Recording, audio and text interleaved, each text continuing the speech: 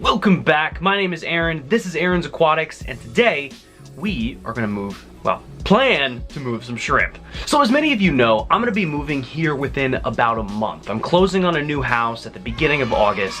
Hopefully it goes through successfully. I'm really excited for it. But what that means is I need to move these two tanks with me. Now, I've spent a lot of time thinking about how I want to do this, how I want to move these tanks. A big part of it I want to do for me. Another part of it I want to do for other people. That's kind of why I want to put this into a video format. So this video is going to be a 5-step solution to moving my tanks. So let's go. To begin, let's start off with step 0. Preparing RODI water ahead of time. One of the most important things I can do is make sure I have RODI water ready to go when I move to the new house. It would be a complete disaster if I drained nearly 20 gallons from each tank and didn't have 40 gallons of RODI water ready to add back to the tank. That being said, a few days prior to moving the tank over, I'm going to prepare 40 gallons of RODI water at the new house and have it ready to remineralize and slow feed to the tanks when I'm ready. Step 1, remove the hardscape. I know this is kind of common sense, but the last thing I want to do is accidentally crush my shrimp from a tipped over rock. Now, as for my wood, I don't think I need to remove it. It's already laying flat. That and providing the shrimp with additional grabby spots to hold on to during movement will help them just a bit. I'll be making sure that the rocks are placed in a bucket of old tank water for reasons we'll get to shortly.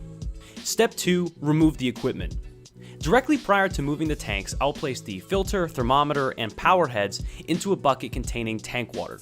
Using tank water is critical to preserving your beneficial and nitrifying bacteria. If you decide to use regular tap water instead, you probably could as long as it's been dechlorinated. But there's literally no reason to since you have plenty of tank water available. Step 3, drain. I'm going to be draining most of the water from the tank and leaving just enough to not cause any shrimp to be left high and dry. For aquascaping purposes, originally I had built a decline from the back to the front of the tank, so I'll have to base the ideal water level on the back of the tank, which is going to be the highest point. Step 4, wear protection. After the tank has been drained, the last step is to cover the top with a cellophane wrap or an aquarium lid if you have one. Now my tank is rimless design and I don't have a tank lid for it. So I'm gonna have to use this cling film wrap. Now this stuff is cheap, it's absolutely terrible in 99% of all cases, and seriously, it's god damn it. Step 5, move tanks and reset up. After everything is good to go, I'm going to make sure that my tanks are safely stored in the back of my car and covered in towels to prevent scratching and damages to the glass. Once I arrive at the new house, I'll start adding the new RODI water immediately, followed by re-adding the equipment and hardscape. Honestly, that's pretty much it. It's a 6-step plan if you really want to count step 0. I didn't really, because you need to have water ready. That's just, come on.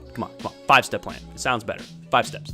So once I do move, I will be following this plan. The great part though is today, at least the day that I'm recording this, it's July 25th, so I do have some time.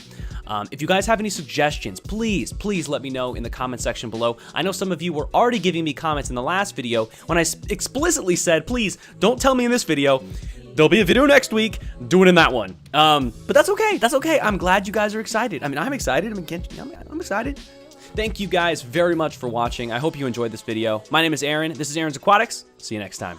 If you guys are interested in continuing the discussion over on Discord, join me and Bare Necessities over at Fishy Business. I've got a link in the description below. If you want to join, go ahead and click that link.